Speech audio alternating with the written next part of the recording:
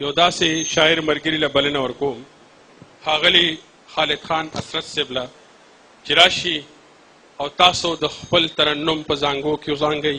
د دې دور د نظم، د غزل، د سندرې ډېر ښه شاعر دی. زه له د خپل ملګري فیلسوف خان عبید صاحب چې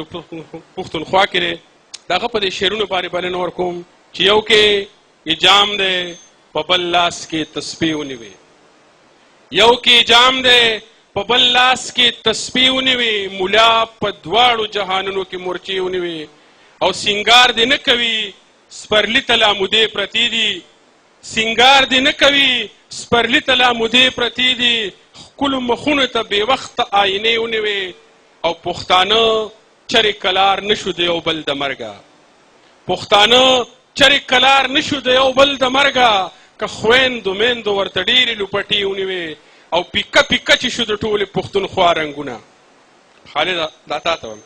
پیکه پیکه چې شو د ټولې پښتونخوا رنګونه، مونږ په جړا کې ثوابه ته سترګې سرې ونیوې. ښاغلي خالد خان اسرت صاحب له بلنه ورکوم چې راشئ او تاسو د خپل ترنم په زانګو کې وزانګئ. ښاغلی خالد خان اسرت صاحب د دې دور د نظم د غزل نماینده شاعر. ډېره مننه. د خپلې خوا زه شاکر له او شوکت له د مروان په زیږېدنه باندې د زړه له تله مبارکي ورکوم او خپلو ټولو ملګرو ته هرکلی وایم. ترنم د وړاندې د غزلو مختلفو غزلو سوبندونه وامه چې ځان نه په خپله مو علاج د زړه غمجن کړی دی، ځان نه په خپله مو علاج د زړه غمجن کړی دی، مونږ د ستورو په رڼا باندې دیدن کړی دی، او ما ته د سرو لمبو په منځ کې دي خاندلي جانان، ما ته د سرو لمبو په منځ کې دي خاندلي جانان، دا یو احسان همیشه په خپل مین کړی دی، او زار شمزار د کلیوالې د ساده سنګاره د رنګارنګ تارونو ګلې په لمن کړی دی.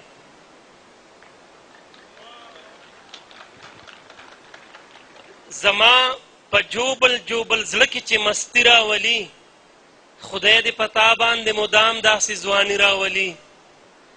او ته چې غوټۍ د شونډو ګل کړې د خندا دپاره، زما د فکر په ورشو باندې سپرلي راولي، او پوه نه یم زړه ستا تر کوڅې داسې راوستی یمه لکه زیارت له چې په غلا څوک پیریاني راولي.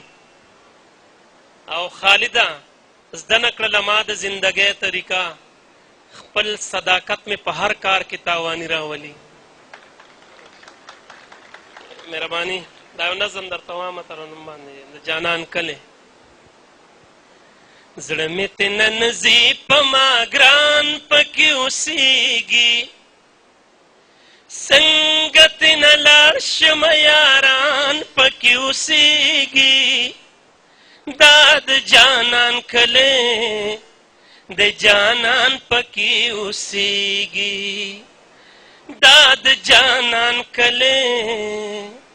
د جانان پکې اوسېږي. شور د وچو پاڼو چې شرنګا سره مستی راوړي، دلته هر سحر ځان سره نوي پسرلي راوړي، دلته مازدیګر د اخترونو خوشحالي راوړي، دلته د ماښام لمن د ستورو رنګیني راوړي، دا د سپرلي غېږه دا ګلان پکې اوسېږي، تل د ګلونو بوراګان پکې اوسېږي، دا د جانان کلی د جانان پکې اوسېږي، دلته کې فضا پشنو فصلونو نغمه زنا ده، دلته د فطرت د ښکلاګانو لمن پلنا ده، دلته ترجمانه د تاریخ مې هرونه ده، دلته د پښتو او د پښتون رواج پالنه ده، شنه شنه دي باغونه بلبلان پکې اوسېږي، شمع د ښایست د پتنګان پکې اوسېږي دا د جانان کلی د جانان پکې اوسېږي ما په دنګو دنګو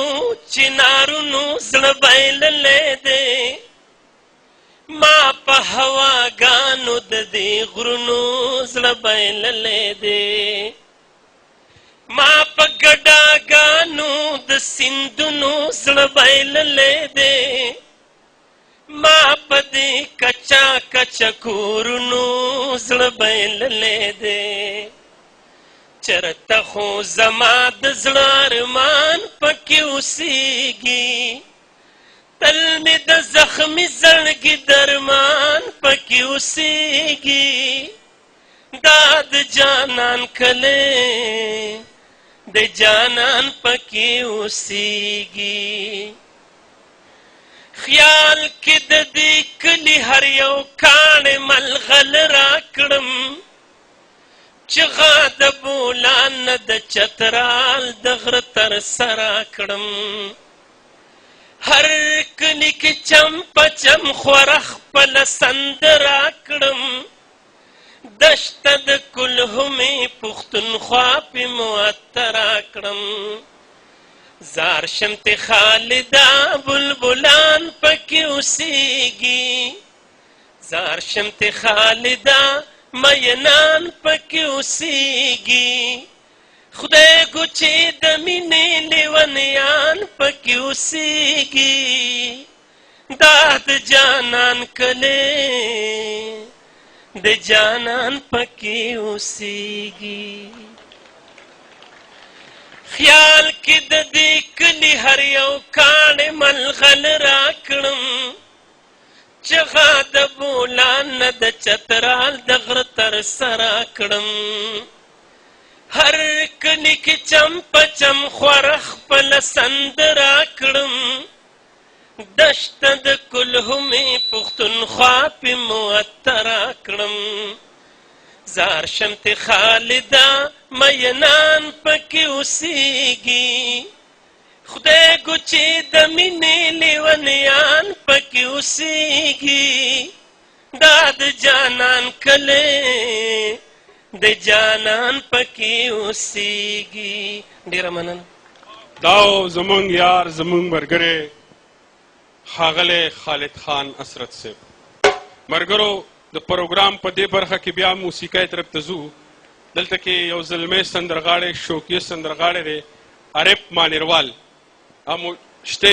نو هغه د یو غزل لپاره راغواړم هغه یو غزل تاسو ته وایي زموږ ډېر خوږ او ګران ګلالی ملګری دی عارف مانیروال ته خواست کوم چې راشي او یو غزل ستاسو په وړاندې باندې وایي عارف مانیروال اجرا د ټول کلي د سره اجرا د ټول کلي د سره د نیمې شپې تمبل زما لالې وهي تا چې بکتل راته مې پلکې ما بن کتل خبر زمانه وي خو ویلې درته مان شو نو مخله چې را بغلې نو رنګ به مې د مړو شو اسرائیل جانان وي خو ویلې درته مان شو د غمونو نه د ډکا دا زما زندگی دا یارت خوشحال